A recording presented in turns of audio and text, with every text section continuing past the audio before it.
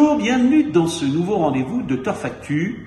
Au sommaire, je vous propose un retour sur les victoires des régionaux et un tour d'horizon des actualités des hippodromes.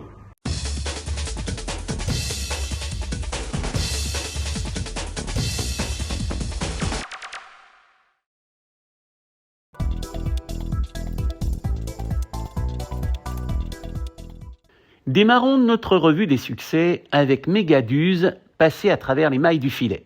Cette excellente jument, dépendant de l'élevage Moreau, dont le savoir-faire se confirme, s'impose à Bordeaux en début d'année. Son palmarès est impressionnant, 3 victoires, une deuxième place, le tout en 4 sorties. Au trot toujours, la casaque bleue et jaune de Jean-Luc s'illustre, Legacy Gienne, entraîné par Jean-Luc Dersoir, gagne à la manière des forts, vite au commandement, il triomphe à Vincennes le 6 février. En obstacle, Populace débute victorieusement sur les haies de Pau. Il fait briller l'élevage de Hugues Van Aren, le frère de Franck. En place, saluons les doublés tout d'abord de Jess Paris avec Magnétique sur le gazon de Cagnes-sur-Mer, une piste qu'il apprécie. 6 de ses 17 succès ont été acquis sur la Riviera et celui de Wind of Change.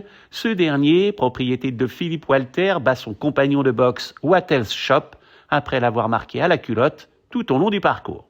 Yvonne Volmer brille elle aussi, mais dans des réclamés.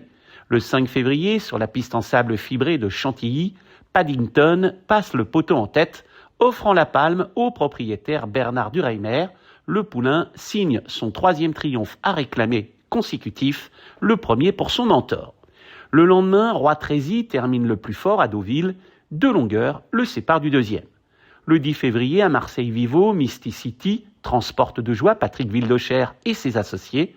La pouliche accélère dans le dernier tournant et fait preuve de courage pour endiguer les assauts. Enfin, Kenzal fait sien un handicap dans le sud, propriété de Claudine Weiss. Il fait preuve d'une nette supériorité dans la phase finale après avoir tardivement trouvé l'ouverture.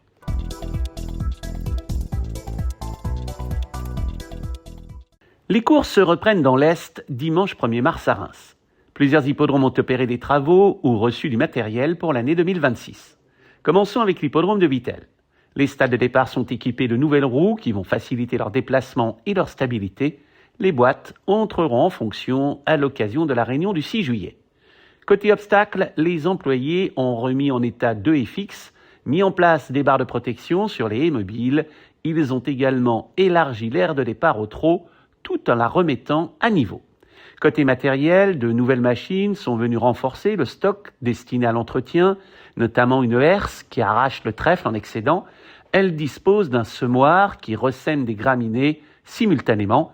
Pour aplanir le sol et permettre une parfaite homogénéité, l'hippodrome s'est doté de nouveaux rouleaux pour rouler les pistes.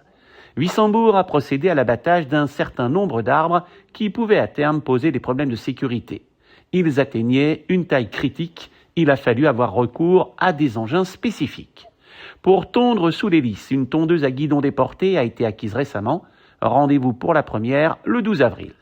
À Montirandère, du matériel a été acheté pour la réfection du grand bar sous les tribunes. Plusieurs jeux de nouvelles plaques avec les numéros équiperont désormais les trotteurs. La piste en herbe, qui fait la spécificité de l'hippodrome, a été ensemencée récemment. Le sol devrait être parfait pour l'ouverture du champ de course le 5 juillet. À Nancy, l'équipe a désinfecté tous les box. L'Auxerre, qui se trouve au bout de la ligne d'en face, s'est refait une beauté. La réfection du fence devant les tribunes ainsi que le changement de la bâche de protection du mur en pierre sont prévus avant la reprise de l'obstacle le 4 avril. Au trot, le départ aux 2000 mètres qui sera davantage utilisé a été consolidé. Au galop, des fourreaux ont été placés au sol en prévision des départs aux élastiques aux 2500 et 3000 mètres. Pour préserver le gazon, un voilage après semence a été placé sur la piste en herbe, sur les endroits les plus abîmés. Pour conclure, les mulots qui semblent se plaire à Nancy ont du souci à se faire suite à la pose du piégeur à mulots pendant 3 jours sur les pistes en herbe. À Reims, le groupe électrogène qui servira de relais en cas de coupure de courant a été déplacé. Ce dispositif, plus étoffé que l'ancien système, devrait définitivement résoudre les problèmes intervenus parfois dans le passé. Il couvre la piste entière, les bâtiments et le car régie. Terminons ce tour d'horizon avec Strasbourg. Des chasubles équiperont les lades pour le passage aux rondes de présentation dans les courses plates et des compétitions d'obstacles, ce qui va permettre de repérer plus facilement les partants. L'hippodrome vient de se doter d'un autostart destiné aux courses de trot. Ce nouveau mode de départ va ravir les professionnels de la discipline. Le véhicule a été testé sur la piste, il donne entière satisfaction. Il pourrait entrer en fonction début juin dans des conditions réelles à l'occasion d'une réunion PMH. Suite aux essais, s'il remplit toutes les conditions, il pourrait être utilisé à l'occasion du deuxième semestre. Turf Actu vous remercie et vous donne rendez-vous prochainement sur sa chaîne YouTube.